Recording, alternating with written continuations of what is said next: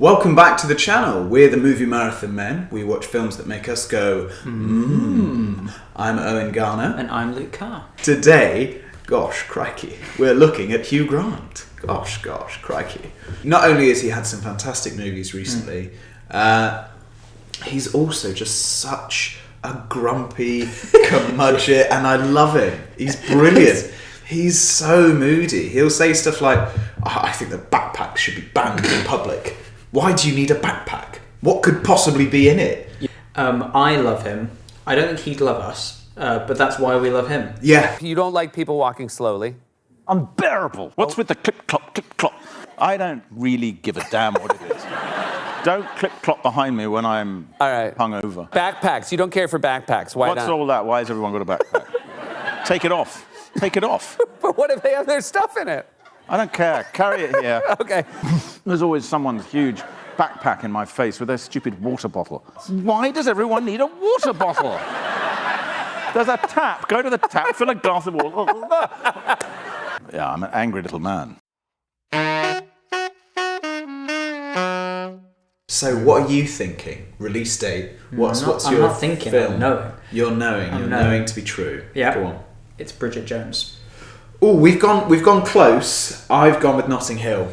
So I've gone 1999. We have gone close. One of us has gone correct, and one of us has gone nearly correct. Yeah. I think he straddles that 2000s line like a cowboy straddles a horse. Yeah. Okay. Big films in the 90s with his curtains and whatnot. Yeah. Where he's the main love interest, and he has his sort of grumpy pre-middle-aged version of himself where he's playing a little bit of a caricature of himself. Yes. Then we've got the future, like current day, but there's such a divide there. I think Bridget Jones is he's still a heartthrob, but he's the grumpy man. And it's in that exact moment where it sort of switches. Yeah, I mean, this is going to be difficult for us to discuss because I'm arguing the same, but just ever so slightly different. He has a lot of those films are in the 90s, you know, but in my head, in Notting Hill, that's sort of the perfect line. He's still that heartthrob. Yeah. You know, just a few years later, he's playing middle-aged Prime Minister. And you're like, what? He was only 2-3 years ago, still the young heartthrob. Like, the guy who owns a bookshop. With a travel bookshop. It's not just a bookshop. It's just guides about Marrakesh or something. Wow. I didn't know that it was a travel bookshop. It's literally bookshop. just travel bookshop. Wow. But for me, because that's right where he's still very flopsy hair, he's starting to get a little bit older. Because then he still has a few of those films in front of him. So for release date, that's, you know, he's arrived. Yeah. But he's not yet crested that wave. He's just before the peak. So in my head, it's like, no, he's still got time. He's still in that, like, heyday. Is this a part of your existentialism creeping into your perception of Hugh Grant?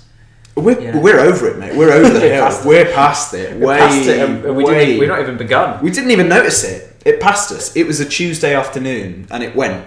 Imagine we passed it before you started. I think your thoughts are fine.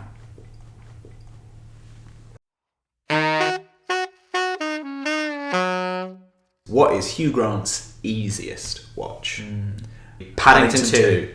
Yeah. Move on. Just move on. This is going to be a short video. No, it's most definitely his easiest watch. It's a kids' film for a start. You've contested that in the past. Yeah. With other ones, but in this case, it genuinely is. You know, when I was looking through the list, I was thinking of contenders. I was like, oh, well, About a Boy that's got a kid in it. But his mum tries to kill herself and he accidentally kills a duck and you know it's just really dark. Exactly, and Love Actually is, you know, great and all, but then I try and kill myself when I watch it as well. So that's also the sex scenes with the family at Christmas. It's not very festive, is it? You know, sort of grandma's sat in the chair in the corner and you think, oh god. How do you think Jesus got here? Immaculate Conception. He's the one. He's the one guy. He's the only one. A likely story.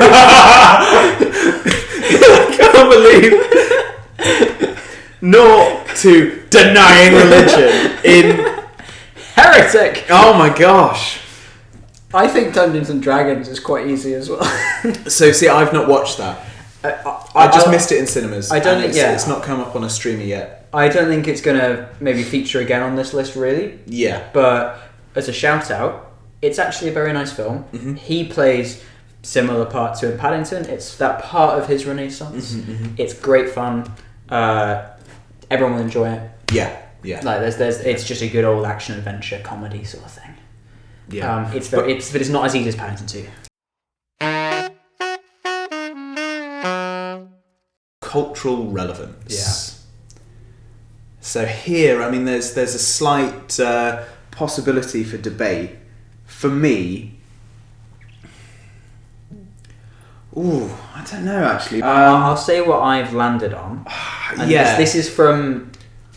It's hard. This is from a UK perspective as well, because Hugh Grant's very. He's not even UK coded. He's just he is the code.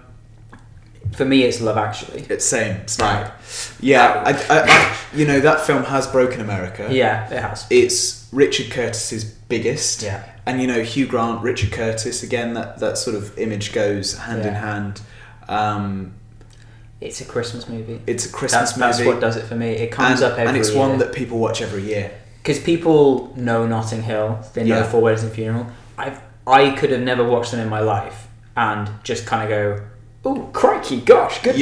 Yeah. And I've kind of covered it. Yeah. Whereas Love Actually, all of the story, well, not all the stories. Well, that's the cosplay that I'm doing today is him he's a has-been and he does the dance. There are bits like that just everyone knows. Yeah. I think that it just is it's because you've got the Keira Knightley creepy Andrew Lincoln storyline. Yeah. Little boy Liam Neeson. Yeah. Alan Rickman. Emma Thompson. Yeah. It's a theme park movie almost because it's just so big, isn't it? It's Avengers Endgame for UK rom-coms. Yeah, it is. It is because it brings them all together. It really is. I think for us that's the biggest. Paddington 2's potentially there just because I think that most people have seen it. It's approaching it, but I think what clinches it for Love Actually is that it's a Christmas movie. Yeah. That just makes it oh, well, of course it's this one. Because some people do genuinely watch it every single year without fail. Yeah. I don't care for Love Actually. No, you're not a fan? Not a fan. Don't like it. For why? I don't think it's that Christmassy in a way. I don't think it's festive in feel. I feel like it's quite cynical. I think it's quite mean-spirited. It's almost incidental at times that it happens to be Christmas. Yeah. That's maybe a framing device that he came up with, which is a great framing device. Yeah, and I would say it's 8 very weak stories put together, and then they climax with Christmas music, and that don't we all? And I would say cutting the scenes with Martin Freeman, but you literally can't. Yeah. I don't. There's none of the stories are good. Mm-hmm. They're just all happening at the same time.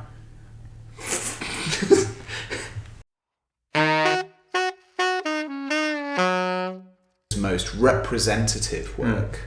Yeah, I've got it straight out the bag. Go on. About a Boy. Yeah. Okay. So it's similar to Bridget Jones, as I said before, where it's kind of at that part where he's turning from love interest into grumpy man. But this one I think is a bit. He's firstly the main character. He really is the love interest in this, or he's the not right love interest. He's the focus of a rom-com kind of story. Yeah. But he's really grumpy and unpleasant for most of this film. Yeah. It gives you a little taste of what's to come, and it gives you a little taste of what just happened. In a way, it's the most representative, but it is also, I will say, just to sabotage myself, representative of neither. He's not yet grumpy old man, and he's not really Heartthrob. But he gets to do quite a bit of his oeuvre. I feel like that's quite good. Is that your suggestion too? No. I'm willing to concede it before I've even come up with a suggestion. No, I mean the obvious counter is Bridget Jones, because you start out liking him, then you dislike him, and then by the end you're like, oh, that's just what he's like. I think you could be right there. Actually, I've said About a Boy. The way that he talks to her and the very like sort of dated both attitudes and dialogue. You know, that's very like representative of the kinds of films that were being made, the kinds of films that he was the headline of. Yeah, you know, I'm gonna be the big man here, and I'm gonna simmer down, Owen. Yeah. Stop pushing so hard. Yeah. I'll concede. You're correct. Okay. Yeah. No. I think you're right. Actually, I think that is the most. It's a very self-aware Hugh Grant performance because later in Paddington and Dungeons and Dragons, he's beyond the point of it being a little like turned up. It's full parody. I just think of stuff right. like the scene on the rowboat and stuff like that. Yeah. Or the scene at his place or the hotel where Bridget comes in and finds the other woman and stuff like that. Like it's just so, and that wonderful, awful fight with Colin Firth. And I think his character rides on you knowing who Hugh Grant is. Yes. Like, if that was a new actor, first role, whatever, it First doesn't and get last. Yeah. Like, imagine, especially in today's like climate of media illiteracy that we're in, where Wyatt Russell does an amazing job playing a villain, and people hate Wyatt Russell. That's his job. He's playing a villain. What do you mean? The comparisons you're able to draw are so incredible. From Wyatt Russell in Falcon and the Winter Soldier to Hugh Grant in Bridget Jones. But imagine if Bridget Jones came out today and Hugh Grant had done a few other things. Yeah. People would hate Hugh Grant. They'd be like, Hugh Grant, confirmed scumbag. I hate this man. And it'd be like, no, what? No, what do you mean? Whereas it's Hugh Grant, confirmed scumbag. I love this man. Yeah. But yeah, no, it rides on him being who he is. Like, that's the point of this character. I think they wrote this character for him. Yeah. Not going to fact check that. I mean, it was a book originally. No, they wrote this character for him. I mean, they didn't. But no, they did. Whereas I think about a boy, that's famously a book, so completely different. He's playing a character there.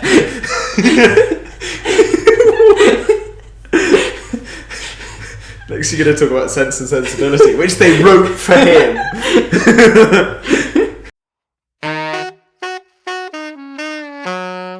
So let us move on to our final criteria. Don't you mean crikey Syria? Crikey, gosh, crikey. Of what is Hugh Grant's best movie? I think, again, well, I was about to say we could maybe do this at the same time as well. I don't know if you have... Probably. Okay. No, I don't think we can do the three because it needs more consideration. Okay. So we were both thinking Heretic. I was thinking Paddington 2. Oh, really? Right. I think Heretic is very good. The contender for me was The Gentleman. So it's between Heretic and The Gentleman for you? For me, yeah. I love Paddington 2, but I think, like, you know, when we're looking at this, of like, what's the best film that he's been in? Like, I don't know, I love The Gentleman. I think that's great. It's so fun, like all the different kind of characters and threads that it throws together. And it's like a really fun, like original kind of concept that has really like reinstated Guy Ritchie and that kind of British storytelling of like geezification of landed gentry and things like that. I just think it's great fun. And you know, the Netflix show that spun off, which I think what I really like about that is that it doesn't have any crossover characters. No. It's like same universe, same name. It's maybe even a remake but for telly, but like of a different story. I like this being it's Hugh Grant's best film, but the best thing about the TV show is there's no Hugh Grant in it. No, but I just think that's kind of great. But they could then maybe season 2 bring Hugh Grant's character in. It's my favourite film of the year. And part of that came down to his delectable performance. But then Heretic is the Hugh Grant show. Well, it's his best performance. Or at least it's his most movie performance. Like he's the film. Like he's good in his earlier roles where he, you know, in like Maurice had the lair. I'm just not going to mention otherwise. The Lair of the White Worm, which I watched and was fantastic. It but is it's not fantastic. Did you watch it recently? Yeah. It is so great. A young Peter Capaldi and a young Hugh Grant in a weird vampire film set in Scotland where a guy lures away a snake lady with the bagpipes. Yep. Brilliant. And we're not putting this as the best. Yeah, no. I mean, that's a contender for the best. I mean, for the one that I enjoyed the most, that's a real contender. I think my Paddington 2 for me is I think is just the best. I'm not as much of a Guy Ritchie fan. No, I don't dislike him. I just don't. I watch them now and again. Heretic, it's incredible. It could be with time. I think it's one of those things you needs to marinate a bit. And it was interesting what you said in our 2024 review. Go and watch it. That maybe that won't stand up as much on a home watch. You know, we were terrified in the cinema, so maybe that film won't be as impactful when you can pause it, go away. I think it's crazy to say this. Screen. I think that's the only Hugh Grant film I've ever watched in the cinema.